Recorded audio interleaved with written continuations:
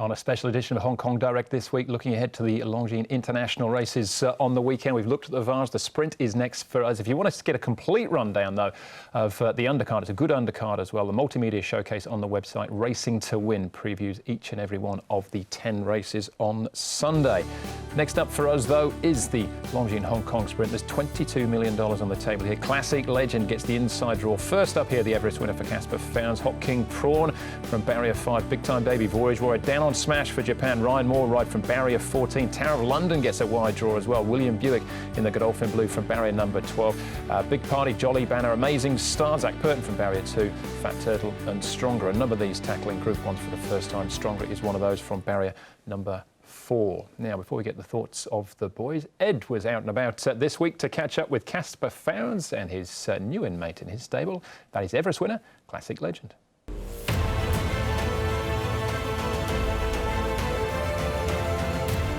Here he comes, Classic Legend storms to the front and kicked away. The grey flash is now an Everest Legend.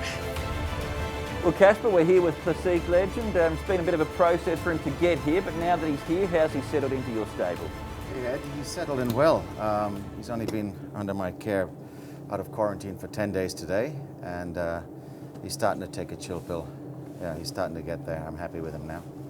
It's been a process for him to get here, and it's been a long process as well just for him to be in Hong Kong. This has been something that's been on the cards for a while. Yep. Is it exciting to have a horse like him walk into your stable? Oh my God, it's an absolute joy. I mean, it's a dream. A horse like this, rated number 4 in the world, you know, joint top sprinter in the world. Obviously, he's such a talented horse, and it's just a pleasure for me to have my hands on him, and hopefully I can enjoy the ride on from here. And as a horseman, Cass, when you look at the horse, what is it that makes him so talented from the point of view of a specimen that he is? Well, mate, he's got a bit of size about him. He's got a great demeanour. He's a good eater, and he's got just a lovely presence about him. He's just very, very chilled in the stable. He's chilled to go out and do his track work. You know, all the attributes that are good for a quality horse. And obviously, he's got the most important thing. He's got the big engine inside, you know, which you need. Let's go back to the day of the Everest, the day of his biggest triumph. What was it like for you watching that race, knowing that after that he's coming to you? Oh yeah, I was very happy for the connections, especially the owner Bond, to get that result, and for Mr. Les Bridge. You know, he's done a great job with the horse, and he deserves all the success that he's had. He's looked after the horse really well, and you know, it was great watching the race to see him have that explosive turn of foot, and just you know, do what he did in such an emphatic way. We just hope we can bring him back to that sort of form in the new environment he's in now. That turn of foot that he's got, that's quite something, Cass. Yeah, there's not many horses that have that, you know. Over the years in Hong Kong, we've seen many champions, and he's certainly going to be one that rates up there with the tops, you know. But now he's here, he's based here, and we just got to plan his future and see where we go with him. And at the 150, Classic Legends drawn clear from Jonker, then profits from Avantage, Causeway Girl, but Classic Legend, a classy act. Classic Legend by 2 in the arrow field. Well, Cass, thanks so much for bringing Classic Legend out here for us to have a look at. As a trainer, you're not one to shirk a challenge, Casper. You've taken horses all around the world. You've won big races in Singapore. Yeah. What's this challenge like, though, to take over a horse like him with all the quarantine rules and to get him ready for the Hong Kong Sprint? To tell you the truth, it hasn't been easy, you know. Obviously, we're getting a horse at the end of his prep, where I've had to back off him and to take him from Sydney to Werribee and just give him 3 weeks of quiet work. Just didn't want anything to go wrong, you know. Just wanted to nurse him to bring him into Hong Kong, and then try to prepare him for this race. It's obviously been a little bit tough because in the interim period we've had to give him his vaccinations and do a few things which are not ideal leading into prep. As you know, when you give a horse vaccinations, their bloods go all over the place. But, you know, we've got enough time now, just if he can bounce back from the trial and give us a nice bit of work next week, and I'm happy. You know, even if we can go into that race around 90%, it should give us a chance to be very competitive. Beyond Sunday, is a plan for him to take on the world? Yeah, absolutely. You know, obviously with COVID and stuff, we don't know what's going on around the world, but we'll certainly be looking at the programs that are available to us and places we can get to.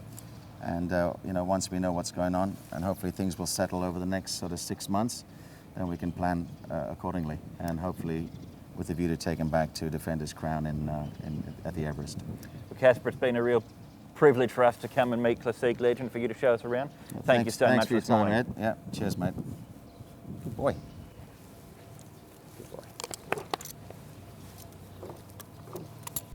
Great to catch up with Casper. Always appreciate the time of the trainers. Busy time of year, busy week, Graham. Obviously, this horse is very talented, but it's no easy task preparing a horse off this preparation for a Group 1 on the weekend. Yeah, I think it's a very straightforward case of get off the fence here. You're either concerned about his unusual, really unusual fragmented preparation, or you're happy to say if he's as good as his Everest win suggests, he'll win. I'm a bit concerned, to be honest. Casper was making some very cautious noises last week. His tempo has risen as this week's possessed. He said he thinks he may have turned the corner, but it's an almost... I can't think of a horse who's had a preparation like this to be fired up to win a major race, super wealthy race, the Everest, to do it so well, immediately leave his previous long-term trainer, go into quarantine at Werribee, have a long flight to Hong Kong, straight into a couple of weeks quarantine here, and then a gentle build-up with Casper. So I know that he's good enough to win, but I'm concerned that very unusual checkered preparation might just have left him slightly vulnerable. All right. What about the others, Ed, the two Japanese runners? I mean, they bring some of the very best form around Grand Allegria. They have drawn wide, though, but what are your thoughts on them, their previous efforts, and what you've seen this week as well at the track? I did like the look of Tower of London this morning at the track. Andrew, I thought his piece of work on the turf was very good. Down on Smash, obviously, that Grand Allegria form is super. She's an outstanding mare in Japan, so he's got to be some sort of a hope on that Japanese form. The bit that concerns me, though, he ran 8th in last year's sprint, and I think this is a bit of a stronger sprint this year, so just how well he can go against the Hong Kong sprinters, who are always super strong on their home turf. He just needs to take a step up, I think, if he's going to measure up here. All right, of course, you're out at the track on Wednesday morning as well, Ed, to catch up with Ryan Moore after he'd galloped down on Smash to get his thoughts. There's nothing come over strenuous, but he's been here before, and it's just getting a feel of him today. Yeah, he seems well. You know, he's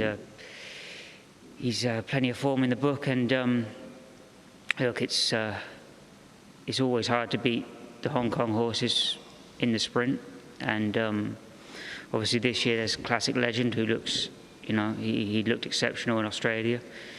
So as always, it's a tough race, and you know, we probably have to step up a little bit, but hopefully get a good run and perform well. Ryan Moore will be in the saddle then for Down on Smash on the weekend. Have to respect the Japanese, I think, Graham. But what about Hot King Prawn? He's been so close. I think 3 times now he's been run up in Group 1 company. Can Sunday be his day? Well, last year was almost his day. He just got run down late on by stablemate, beat the clock, and you won't find a more reliable, consistent, honest sprinter. Super laid back, very versatile, bound to run well. But the suspicion remains that if there's an ace in the pack, he might come up just short again. He did pretty well to win the Jockey Club sprint. He got a slightly wide trip. It was a strongly run race, though, on Computer Patch, who was 3 parts of a length behind him in second. He's an interesting horse. There has to be a key galloping clue to Jockey Club sprint. Hot King Prawn bound to run well, but there might just be one to beat him again, I suspect.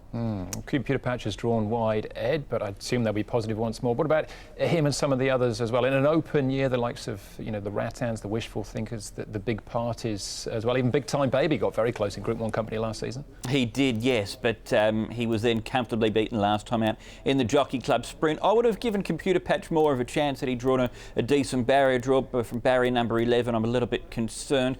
I wouldn't mind if they rode him a fraction more conservatively. I feel he's gone a little bit too hard in his 2 most recent lead-up runs. He was terrific when he won the National Day Cup. Rattan, on the other hand, if he jumps with them, he's the value horse in the race for mine, Andrew, because he's been flying home at his last couple of runs. All right, OK, and again, we'll hold on to those final selections until the end of the show, but maybe it looks like the open race, the sprint might be. Next up for us, with 2 down and 2 to go, is the Longines Hong Kong Mile, and defending champion Admire Mars is back, but he's got Golden 60, the golden boy of Hong Kong racing, to tackle this year. Of course, Order of Australia will be here as well, recent winner of the Breeders' Cup Mile. It's a strong race, and Beauty Generation back once more too.